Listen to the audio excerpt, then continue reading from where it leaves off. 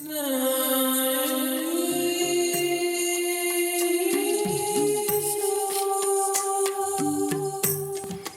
is the Her Earth Medicine podcast, based around traditional Eastern medicine and naturopathic insight to support wellness and longevity.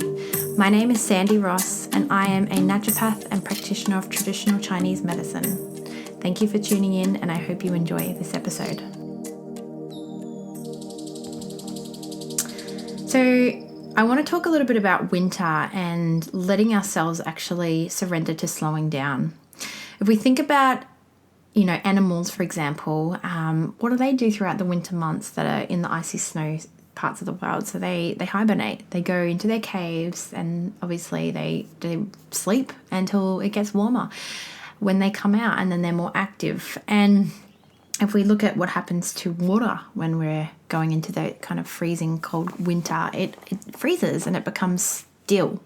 So in Chinese medicine, winter is a big reflection of slowing down and going inwards. And I like to allow, educate my patients or anyone I'm discussing this sort of season around with the word retreat, because when we think of retreat, we kind of think of slow down, take rest, sleep a bit more, and eat really good food.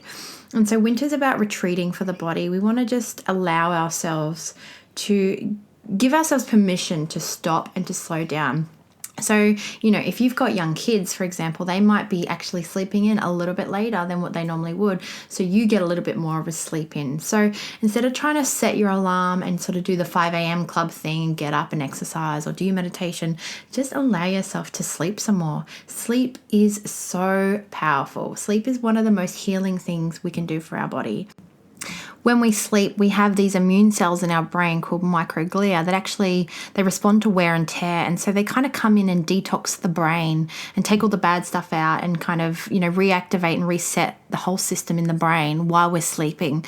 And so if you're not getting enough sleep, you might not be having enough microglia activation. And that's why when when we've got young babies, we feel so shattered because our brain is actually kind of inflamed and not having the job done of the microglia to come in and sort of reset the system. So sleep is actually one of the most healing things you can do for your body, and it's free. So if you're not getting good sleep, you really need to be working on things to enhance your sleep. So you can go and look at sleep hygiene. There's some great tips there on how you can, connect with ways to get yourself sleeping better.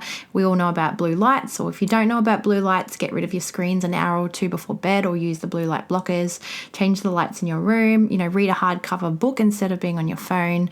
And there's little things, obviously, with caffeine, keeping it to a minimal before midday, or having all your caffeine before midday and not having much afterwards is really important.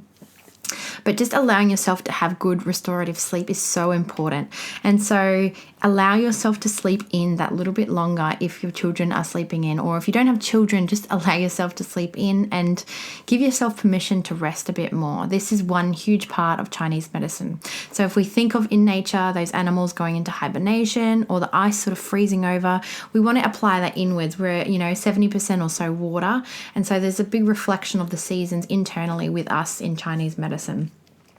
In Chinese medicine, we talk a lot about, so winter is this season, but the element is actually water. And so the kidneys and the bladder are the organs that are associated with the water element. And so in Chinese medicine, the kidneys are very similar to our adrenal glands in the Western medicine concept. And so we, adrenal exhaustion or, not feeling very wired, or if you've seen a naturopath, they talk about your adrenals, we know that that's got a lot to do with our stress response. The little glands that sit above the kidneys, and they secrete our adrenaline and cortisol, our stress hormones basically, and then they overtake the production of our sex hormones once we go through menopause. But they're really important, and so we have to nourish the kidneys to nourish our adrenals or our nervous system from a Chinese medicine perspective. So if you're burning the candle at both ends and really pushing yourself, it's affecting your adrenal glands, which is in Chinese medicine affecting your kidneys. Now, the kidneys have like the reservoir of energy restores from a TCM perspective. And so what that means is we have a certain amount of energy given from our parents before we're born. That's called our prenatal jing, or prenatal energy. And then we have the energy we acquire through eating and lifestyle and foods that we eat, and drinking and, medicines we take or drugs we use, all that sort of stuff affects that, what we call the postnatal energy. So to really help reserve the postnatal energy and keep yourself to a minimal, you really need to look at nourishing the kidneys from a Chinese medicine perspective. And so the Chinese like to talk a lot about warmth and keeping the kidneys very warm. So it's really important in winter to keep your feet, the bottom of the feet, covered. So socks on if you're walking on tiles or slippers, or getting rugs down, because the first point on the kidney meridian is actually on the bottom of the foot.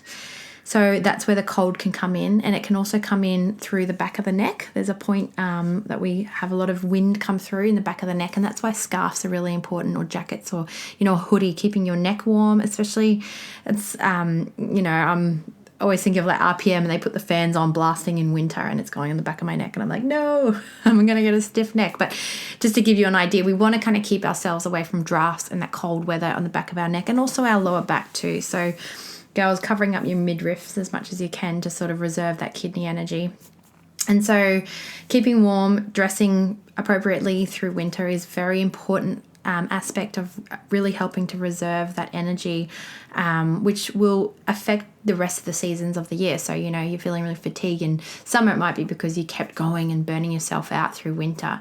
So if we think of, like back to nature, slowing down, it's only the Western world that has us going all the time, 365 days a week, go, go, go, go, go. We don't slow down for winter. We don't talk about, oh, it's winter, let's work less and let's do less and let's take time out, because that's not how the Western world works. And so you really have to try and implement these things in your home life and your lifestyle so that you can help nourish yourself through the seasons.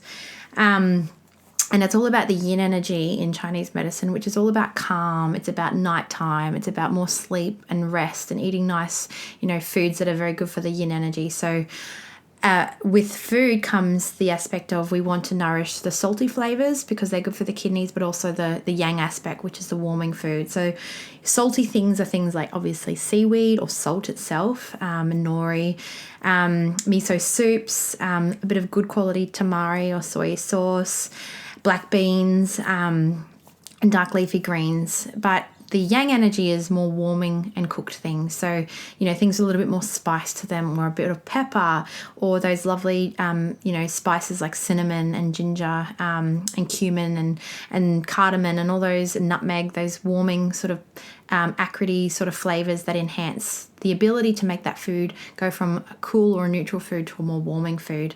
Lamb is a great meat to consume because it's more warming for the body. And then obviously not having cold and raw things is really important too. So we don't want to be having acai bowls and juices and smoothies in winter, because that will cause too much coldness and constriction in the body, and it might affect your digestion. You might end up getting bloated or having constipation or diarrhea or fatigue that can come with that, or menstrual problems, or a host of other things that can come from not supporting the digestive fire from that Chinese medicine perspective.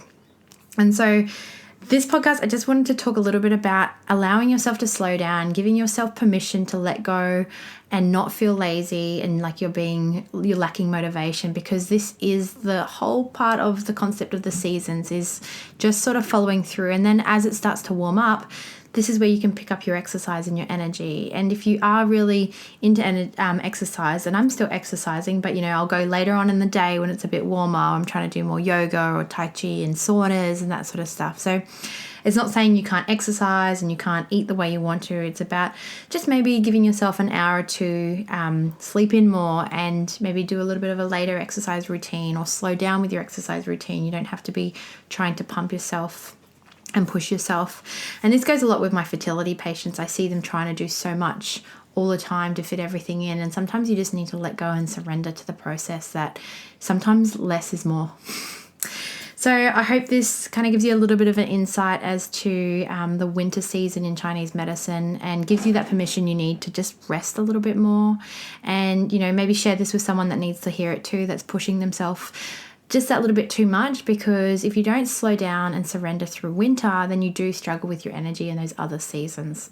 So yeah, if you were looking for a little bit of permission to slow down and enjoy those sleep-ins that you've been craving and feeling like you want, then this is it. Have a great day.